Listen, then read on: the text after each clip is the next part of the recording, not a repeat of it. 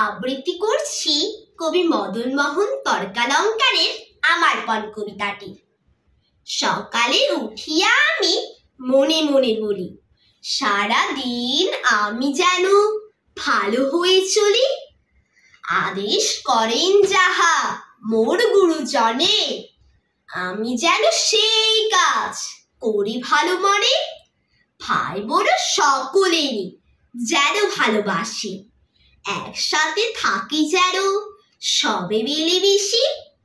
ভালো ছেলেদের সাথে মিশে করি খেলা, পাঠের সময় যেন নাহি করি হেলা। সুখী যেন নাহি হই আর কারো দুঃখে, মিছে কথা কভু যেন নাহি আসে মুখে। সাবধানে যেন সামলিয়ে থাকি, কিছুতে কাহারে যেন নাহি দিই ফাঁকি। ঝগড়া না করি যেন কভু কারো সনে, সকালে উঠিয়া আমি বলি মনে মনে। ধন্যবাদ।